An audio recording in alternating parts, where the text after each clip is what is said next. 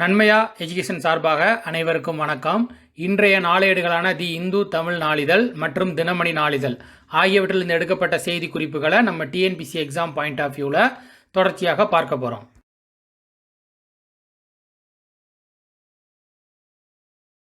முதலாவதாக மாநில செய்திகளில் பார்த்தீங்கன்னா தமிழ் ஆட்சி மொழி சட்ட வாரம் கடைபிடிக்கப்படுகிறது. அது என்றைக்கு ஏன் அப்படிங்கிறத பற்றி தான் பார்க்க போகிறோம்.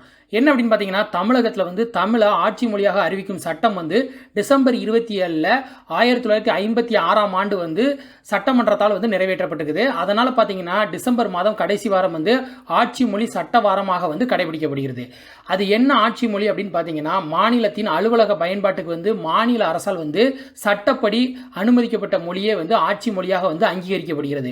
இது என்னன்னு பார்த்தீங்கன்னா அரசு நிர்வாகத்தில் எல்லா மட்டங்களிலும் பயன்பாட்டு மொழியாகவும் இந்த தமிழ் மொழி இருக்கும் அப்படிங்கிறது சொல்லியிருக்காங்க. மேலும் பார்த்தீங்கன்னா ஆட்சி மொழி சட்டத்தை நடைமுறைப்படுத்த தமிழக அரசால் பார்த்தீங்கன்னா ஆட்சி மொழி குழு அப்படிங்கிறது 1957ஆம் ஆண்டு ஏற்படுத்தப்பட்டிருக்குது.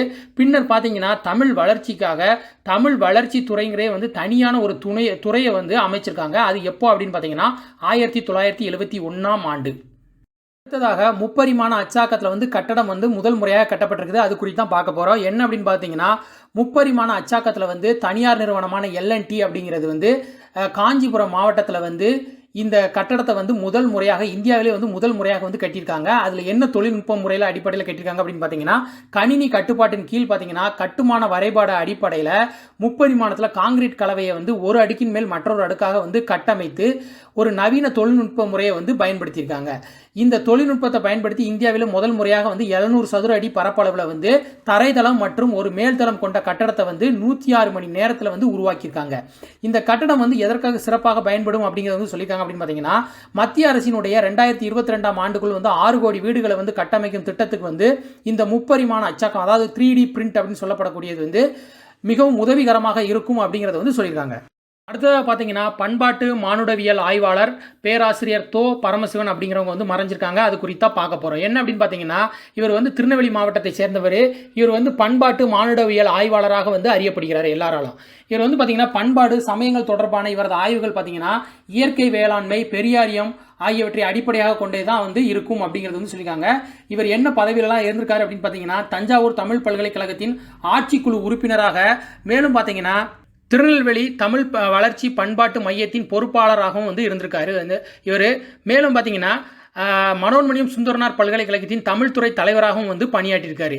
இவருடைய முக்கிய படைப்புகள் என்னெல்லாம் அப்படின்னு பார்த்தீங்கன்னா அழகர் கோயில், அறியப்படாத தமிழகம், பண்பாட்டு அசைவுகள் உள்ளிட்ட 14க்கும் மேற்பட்ட நூல்களை இவர் எழுதியிருக்காரு. தேசிய செய்திகளில் பார்த்தீங்கன்னா விஸ்வ பாரதி பல்கலைக்கழகம் நூற்றாண்டு விழாவை நேற்று கொண்டாடிருக்காங்க. அது குறித்து தான் பார்க்க போகிறோம். என்ன அப்படின்னு பார்த்தீங்கன்னா மேற்கு வங்க மாநிலம் சாந்தி நிகேதனில் விஸ்வ பாரதி பல்கலைக்கழகம் இருக்குது. இது 1921ஆம் ஆண்டு ரவீந்திரநாத் தாகூரால் நிறுவப்பட்டிருக்குது. இதனுடைய நூற்றாண்டு விழா 24/12/2020 அன்று நடைபெற்றிருக்குது. இதில் நம்முடைய இந்திய பிரதமர் நரேந்திர மோடி அவர்கள் பங்கேற்று என்ன சொல்லியிருக்காங்க அப்படின்னு பார்த்தீங்கன்னா ரவீந்திரநாத் தாகூரின் தொலைநோக்கு பார்வையே தற்போது அறிமுகப்படுத்தியிருக்க சுயசார்பு இந்தியா திட்டத்தின் சாராம்சம் அப்படிங்கிறத தெளிவுபடுத்தியிருக்காங்க. மாநில அரசினுடைய உயரிய விருதான ஹரிவராசனம் அப்படிங்கிற விருதை பாடகர் எம்.ஆர். வீரமணி ராஜுவுக்கு வழங்கியிருக்காங்க. அது குறித்து தான் பார்க்க போகிறோம். என்ன அப்படின்னு பார்த்தீங்கன்னா இவர் ஐயப்பன் பக்தி பாடல்கள் மூலமாக மிகவும் பிரபலமான பாடகராக எல்லாராலும் அறியப்படுகிறாரு. இவருக்கு தான் இந்த ஹரிவராசனம் அப்படிங்கிற விருது வழங்கி கௌரவிச்சிருக்காங்க. எதற்காக அப்படின்னு பார்த்தீங்கன்னா பாடல்கள் மூலமாக நாட்டு மக்களிடையே மத நல்லிணக்கம், சமத்துவம், சகோதரத்துவம் ஆகியவை உருவாக இவர் ஆற்றிய பங்களிப்பை பாராட்டி தான் இந்த 2021ஆம் ஆண்டுக்கான விருது சபரிமலையில மகர விளக்கு பூஜை என்று அளிக்கப்படுவதாக அறிவிச்சிருக்காங்க.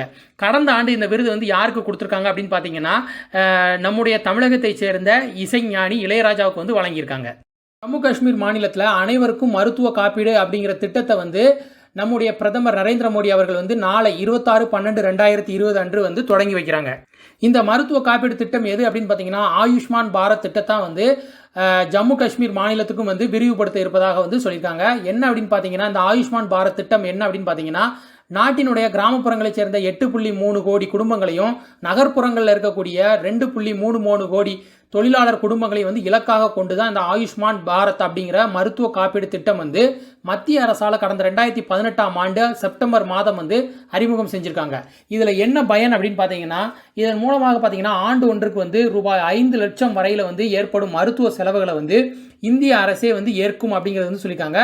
இந்த திட்டத்தில் தான் ஜம்மு காஷ்மீர் யூனியன் பிரதேசத்துலேயும் வந்து சேர்த்து அதை வந்து நாளை வந்து அறிமுகப்படுத்த இருக்காங்க. உலக செய்திகளில் ஐரோப்பிய யூனியனிலிருந்து வெளிவந்த பிரிட்டன் நாடும் ஐரோப்பிய யூனியனும் வந்து தடையற்ற வர்த்தக ஒப்பந்தத்துக்கு வந்து கையெழுத்திட்டிருக்காங்க. அது குறித்து தான் பார்க்க போகிறோம். என்ன அப்படின்னு பார்த்தீங்கன்னா, 2016ஆம் ஆண்டு ஜூன் மாதம் பார்த்தீங்கன்னா பிரிட்டனில் நடத்தப்பட்ட பொது வாக்கெடுப்பில் வந்து ஐரோப்பியனிலிருந்து வெளியேறலாம் அப்படிங்கிறதுக்கு வந்து பிரிட்டன் மக்கள் வந்து ஆதரவு தெரிவித்தாங்க. அது வந்து தற்போது வந்து அதாவது வந்து 2020 டிசம்பர் 31 வந்து வர்த்தக ரீதியாகவும் முழுமையாகவும் வந்து பிரிட்டன் வந்து வெளியேறும் நிலையில தான் இந்த ஒப்பந்தம் வந்து கையெழுத்தாயிருக்குது. இதில் ஐரோப்பிய யூனியனில் பிரிட்டன் எப்போ இணைஞ்சுது அப்படின்னு பார்த்தீங்கன்னா 1973ஆம் ஆண்டு வந்து பிரிட்டன் வந்து இணைஞ்சிருக்குது. இதில் வந்து 28 உறுப்பு நாடுகளை வந்து கொண்டிருக்குது. இந்த ஒப்பந்தம் மூலமாக வந்து பிரிட்டனுக்கு என்ன லாபம், ஐரோப்பிய யூனியன் இடையே என்ன லாபம் அப்படின்னு பார்த்தீங்கன்னா, பொருட்கள் சேவைகள் பரிமாற்றத்துக்கு வந்து வரிகள் உள்ளிட்ட கட்டுப்பாடுகள் வந்து அதிகம் இருக்காது அப்படிங்கிறதுக்கு தான் இந்த தடையற்ற வர்த்தக ஒப்பந்தம் வந்து கையெழுத்தாயிருக்குது. விளையாட்டு செய்திகளில் பார்த்தீங்கன்னா, சீனியர் தேசிய கிரிக்கெட் தேர்வுக்குழு தலைவராக வந்து நியமனம் பண்ணியிருக்காங்க. அது குறித்த பார்க்க போகிறோம். யாரை நியமனம் பண்ணியிருக்காங்க அப்படின்னு பார்த்தீங்கன்னா, இந்திய முன்னாள் வேகப்பந்து வீச்சாளர் சேத்தன் சர்மா அப்படிங்கிறவங்கள தான் வந்து சீனியர் தேசிய தேர்வுக்குழு தலைவராக வந்து 24/12/2020 அன்று வந்து நியமிச்சிருக்காங்க. இதில் வந்து மொத்தம் வந்து 5 இடங்கள் உண்டு. ஒரு தலைவர் போக 4 உறுப்பினர் பதவிகள் உண்டு.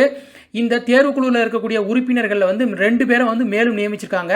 அந்த 2 உறுப்பினர்கள் யாரெல்லாம் அப்படின்னு பார்த்தீங்கன்னா, மும்பையின் அபே குர்விலா மற்றும் ஒடிசாவின் தேவசிஸ் மொஹந்தி அப்படிங்கிற 2 பேரையும் வந்து தேர்வு செஞ்சுருக்காங்க. இந்த பிசிசிஐயின் டெஸ்ட் விதிப்படி பார்த்தீங்கன்னா, டெஸ்ட் ஆட்டங்களில் அதிக எண்ணிக்கையில் விளையாடி இருக்கக்கூடிய முன்னாள் வீரர்களை வந்து தேர்வுக்குழு தலைவராக வந்து நியமிக்கப்படுவது வந்து வழக்கம். அந்த வகையில் தான் வந்து இந்த சேத்தன் சர்மா அப்படிங்கிறவங்களை வந்து நியமனம் பண்ணியிருக்காங்க.